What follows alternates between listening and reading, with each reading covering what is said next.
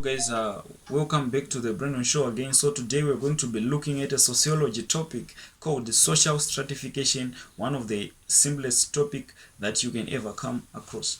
Okay, so we are going to start by defining stratification, but before we do that, please guys do subscribe, comment and share so that this channel can start to gain more popularity amongst most students.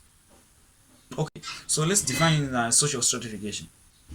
So social stratification simply is one's position in the society, or it is a form of social ranking whereby individuals, they are being ranked one on top of the other in the society using factors like wealth, prestige, etc.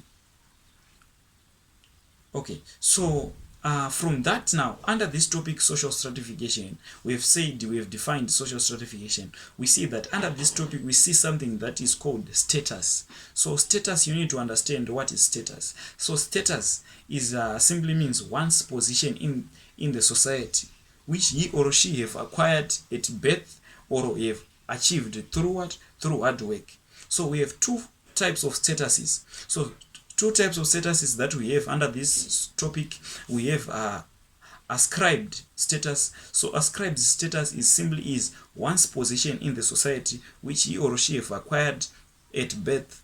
And we also see that we have achieved status. So achieved status simply means one's position in the society which he or she have acquired through hard work. So that's what we have, two types of statuses. So we have defined the social stratification, and we have talked about status, and we've talked about two types of statuses. We have ascribed and achieved status. I think this is just as clear as water. Okay, so you need to understand another term which is called social mobility. So what is social mobility? Social mobility simply refers to the movement of people from one social stratum to the other. Okay, so you are moving from one social stratum to the other, simply meaning that your rank in the society have changed. It is the changing of one's rank in the society, whether moving vertically or horizontally. Okay, so we have types of social mobility that we have. We have social mobility. We have two types of social mobility that we have is we have vertical mobility and we have horizontal mobility. So what is vertical mobility? It is the movement of people in a social ladder. Okay, it is the movement of people in a social ladder, either upward or downward. So individuals, they are moving upward or downward. Either you are being promoted to go to a higher position or you are being demoted.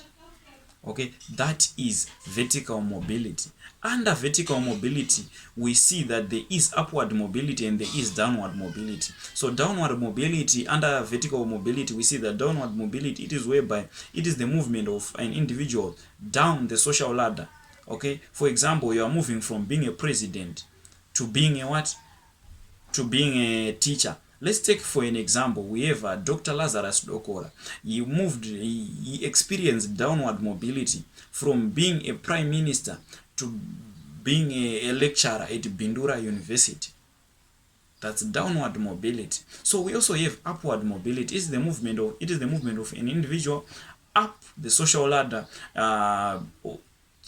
through promotions, other things. The person, let's take for example a teacher, from being a teacher to being a president, that's upward mobility. So we also have horizontal mobility. So horizontal mobility, it is the movement of individuals within the same stratum, e.g. from being a police officer to a senior police officer. So you are moving within the same stratum. You are in the same profession. Let's say for example, you are a teacher and you are just being promoted to being a headmaster. You are just in the educational sector, in the same stratum. You are a police in the law sector. You are moving in the same stratum. So that's horizontal. So we have forms of stratification. So the forms of stratification that we have three forms of stratification. The first form we have is caste system. Caste system is the first form of stratification that we have. So caste system, it is fixed at birth. So it is one's position in the society, or it is the ranking of individuals in the society which he or she have acquired at birth.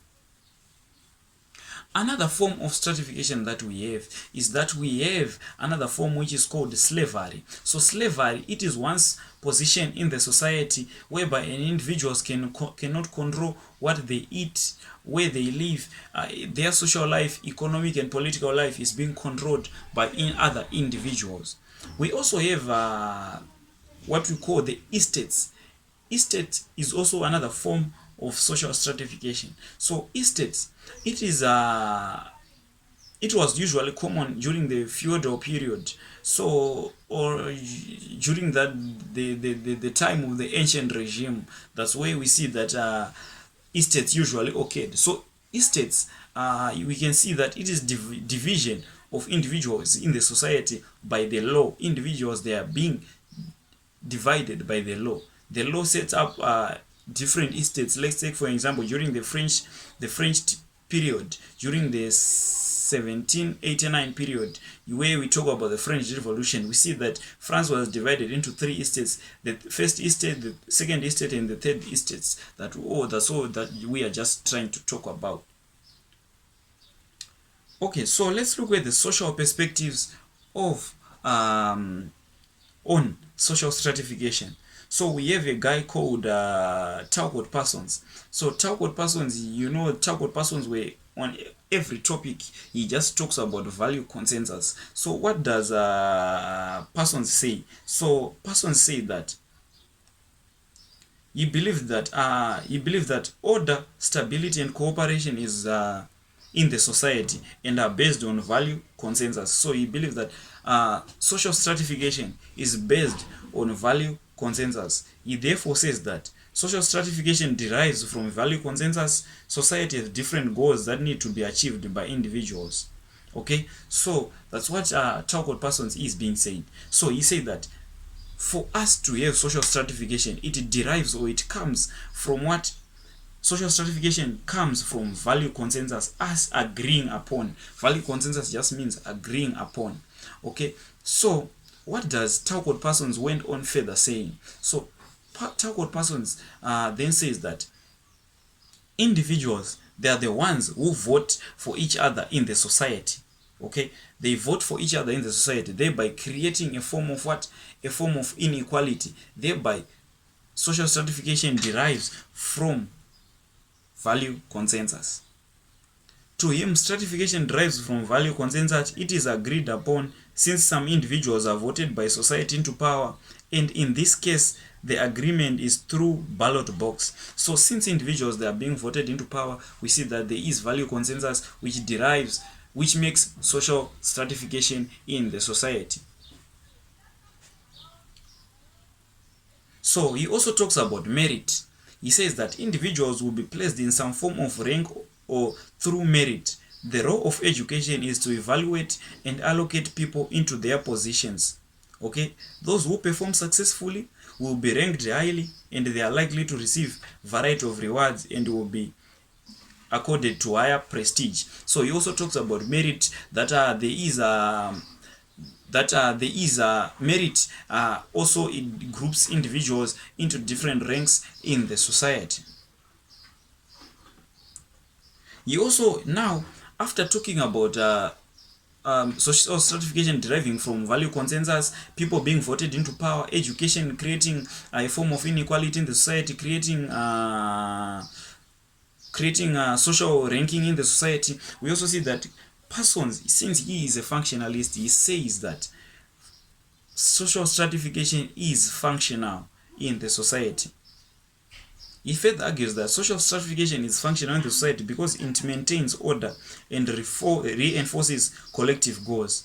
Okay, he did not believe that a classless society is functional. He therefore believed that social stratification is functional because society needs some form of authority for it to function. So he so sees social stratification being functional, social stratification being okay, because society needs some form of authority. We need the police, we need whatever, we need the president for our society to function.